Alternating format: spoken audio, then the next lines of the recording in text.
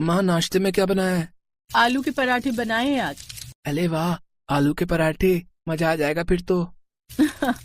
तुझे पसंद है ना आलू के पराठे? मामा ठंडी के मौसम में सुबह सुबह आप जब भी पराठे बनाती हो ना तो बहुत ही मजा आता है। तो बता तुझे कौन कौन से पराठे पसंद है? आलू के, गोभी के, और एक बार वो जो आपने सफेद वाले बनाए थे ना। हैं सफेद वाले कौन से छोटे? अच्छा, पनीर वाले। ये कहानी इन्हीं दोनों भाइयों की है। हरीश और उसका छोटा भाई सतीश अपने माता पिता के साथ एक गांव में रहते थे। उनके पिता बड़े किसान थे। उनके पास काफी जमीन थी, लेकिन एक दिन यही जमीन उन दोनों भाइयों के बीच लड़ाई की सबसे बड़ी वजह बन गई। अरे ये तो बता दे कि पराठा कैसा बना है हरीश, बस खाए ही जा रहा है। हाँ अच्छा बना है। क्या बात है बेटा, देख रही हूँ तेरा मन कहीं और है। क्या सोच रहा है? इतना गुस्सा गुस्सा सा क्यों है? देखो माँ, मैं साफ साफ कह देता हूँ, सड़क किनारे वाला खेत तो मैं ही लूंगा। भैया ने ये कैसे मान लिया कि वो खेत उनका है? अरे पर उसके बदले मैं तुझे वो बड़ा वाला खेत तो दे रही हूँ ना। रहने दो माँ, अगर छोटे को वो सड़क वाला खेत ही चाहिए तो दे दो उसे ही। और तू क्या लेगा फिर? मुझे जमीन और संपत्ति का कोई लालच नहीं है माँ। लालच जैसी कोई बात नहीं है भैया, मैं अपना हक मांग रहा हूँ। माना कि पिताजी के जाने के बाद आपने घर की सारी जिम्मेदारी उठाई है, लेकिन इसका मतलब ये नहीं है कि आप अकेले ही सारी संपत्ति के मालिक हैं। ये क्या बात है सतीश, कम से कम पराठे तो चैन से खा ले, फिर करते रहना बंटवारे की बात। वैसे भी अभी मैं जिंदा हूँ, जब मर जाऊं तो इस घर के बीच में दीवार खड़ी कर लेना, समझे? माँ। सतीश की आंखों के सामने उसका पूरा बचपन एक बार में ही गुजर गया। उसे वो सड़क किनारे वाला खेत तो मिल गया था, लेकिन वो अपने बड़े भाई का प्यार खो बैठा था। तभी अपनी छत पर हरीश टहलने के लिए आया। वो सर्दी की सुबह थी। हरीश ने सतीश को देखा, 2 सेकंड नजरें मिलाई और फिर दूसरी तरफ मुंह करके टहलने लगा। सतीश भी हरीश को देखकर कुछ नहीं बोला। कुछ देर बाद हरीश के घर के नीचे से उसकी बहू हर्षिता ने उसे आवाज लगाई, पापा जी जल्दी नीचे आ जाओ, पराठे बन गए, ठंडे हो जाएंगे। हर्षिता की बात सुनकर हरीश सीढ़ियों की तरफ बढ़ने लगा। तभी उसने एक नजर फिर सतीश को देखा, जो नजरें झुकाए बैठा था, पर हरीश ने उससे कुछ नहीं कहा और फिर वो नीचे आ गया। कहाँ चले गए थे आप पापा जी? देखिए ना पराठे ठंडे हो रहे हैं।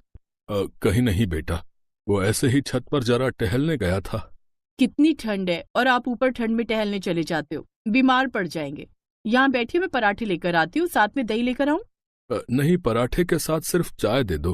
सिर्फ चाय क्यों?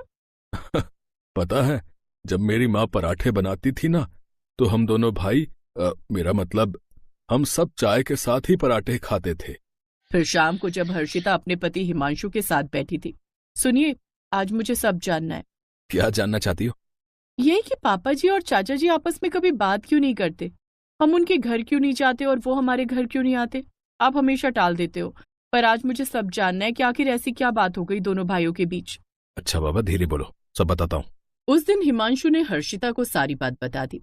सारी कहानी जानने के बाद हर्षिता दुखी हो गई और वो सोचने लगी कि कैसे दोनों परिवारों को एक किया जाए। सुनो, आपसे जरा एक काम है। हाँ क्या हुआ, बताओ। मुझे ना वो दादी वाला चूल्हा चाहिए। हंस क्यों रहे हो? आजकल की बहुएं भी ना, उन्हें चूल्हा दो तो कहती हैं कि गैस चाहिए, और अगर गैस दो तो कहती हैं कि चूल्हा चाहिए। ज्यादा मजाक बनाने की जरूरत नहीं है, आप बस उतना करो जितना कहा मैंने। अच्छा बाबा ठीक है, पता नहीं स्टोर में कहाँ किस कोने में पड़ा होगा। हाँ तो जिस भी कोने में पड़ा हो हम मिलकर उसे ढूंढ लेंगे। अरे पर तुम्हें करना क्या है दादी के चूल्हे का?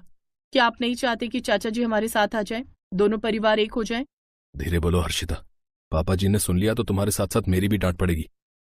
देखो मैं चाहता तो हूँ, पर हम उस घर में ना तो जा सकते हैं और ना ही उनसे बात कर सकते हैं। हाँ तो आप चिंता मत करो ना तो हम उस घर में जाएंगे और ना ही उनसे बात करेंगे। आप तो बस देखते जाओ, चाचा जी खुद ही चले आएंगे। इम्पॉसिबल। हिमांशु की बात सुनकर हर्षिता मुस्कुरा दी और फिर अगली सुबह उसने अपनी दादी सास की वही साड़ी और स्वेटर पहना जो वो अक्सर पहना करती थी। उसके बाद उसने छत पर चूल्हा जलाया और गर्मा गर्म पराठे बनाने लगी। तभी बगल की छत में सतीश टहलने आया। गजब की सर्दी पड़ रही थी तो उसके हाथ में एक चाय का कप भी था। फिर उसकी नजर जैसे ही हर्षिता पर पड़ी, उसके हाथ से वो चाय का कप छूटकर नीचे गिर गया और टूट गया। उसे हर्षिता में अपनी माँ नजर आ रही थी। जैसे ही हर्षिता ने देखा कि उसके चाचा ससुर उसे ही देख रहे, तभी उसने जोर से आवाज लगाई, सभी लोग आ जाओ भाई, गर्मा गर्म पराठे बन रहे हैं, चाय के साथ बढ़िया पराठे खा लो। देखो तो कितनी बढ़िया खुशबू आ रही है, जो पहले आएगा वो पहले खाएगा। हर्षिता की बात सुनकर नीचे खड़ा हरीश भी हैरान था। उसे कुछ समझ नहीं आ रहा था कि हर्षिता कैसी बातें कर रही है, पर हिमांशु पास खड़ा मुस्कुरा रहा था। हिमांशु ने अपने पापा को छत पर चलने के लिए कहा।